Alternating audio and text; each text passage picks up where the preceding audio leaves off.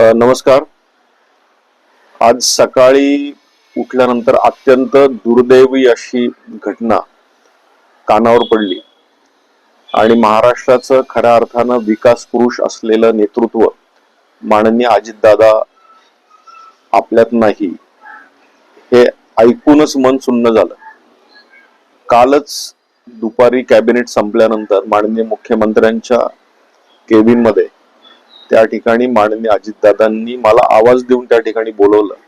माननीय मुख्यमंत्री साहेब यायला वेळ लागत होता आणि त्यांनी पिंपरी चिंचवडचं नुकतीच झालेली निवडणूक आणि इतर गोष्टींवर भाष्य करत असताना आज त्यांचं त्या भागात असलेलं काम आणि आतापर्यंत पिंपरी चिंचवड शहरासाठी केलेलं पूर्ण प्रयत्न आणि आत्ताच महानगरपालिकेत ज्या पद्धतीनं निवडणुकीचा निकाल आला या विषयावर आमची खूप चांगली चर्चा झाली.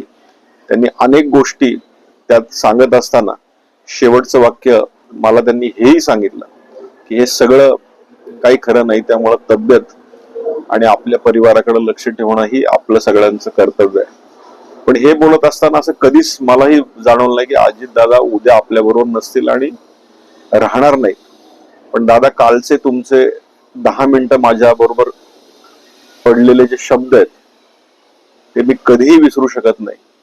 अजितदादा हे असं व्यक्तिमत्व होतं, जरी मी भारतीय जनता पार्टीमध्ये काम करत होतो तरी पण प्रत्येक गोष्टीमध्ये दिसल्यानंतर आवाज देऊन बोलवणं, कसं काय चाललंय विचारणं आणि विधान परिषदेमध्ये आल्यानंतर ज्यावेळेस मी सभापतीच्या त्या पटलावर बसलो, खांद्यावर हात ठेवून त्यांनी शुभेच्छा दिल्या आणि तुला चांगलं नेतृत्व मिळालेलं आहे, त्या नेतृत्वाबरोबर प्रामाणिक राहाच आणि चांगलं काम कर, हेही वेळोवेळी त्यांनी मला सांगितलंय.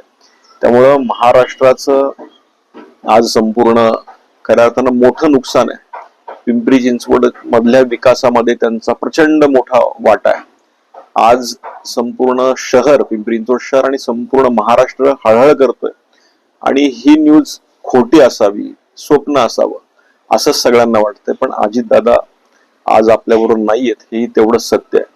त्यामुळे मी माझ्या परिवाराच्या वतीनं, माझ्या पिंपरी चिंचवड शहराच्या वतीनं, संपूर्ण महाराष्ट्रातल्या तमाम त्या नागरिकांच्या वतीनं मी दादांना भावपूर्ण अशी श्रद्धांजली अर्पित करतो आणि दादांसारखं नेतृत्व पुन्हा होणे नाही. आणि महाराष्ट्राने आज खूप मोठं नुकसान महाराष्ट्राचं खऱ्या अर्थानं झालंय. पुन्हा एकदा भावपूर्ण श्रद्धांजली.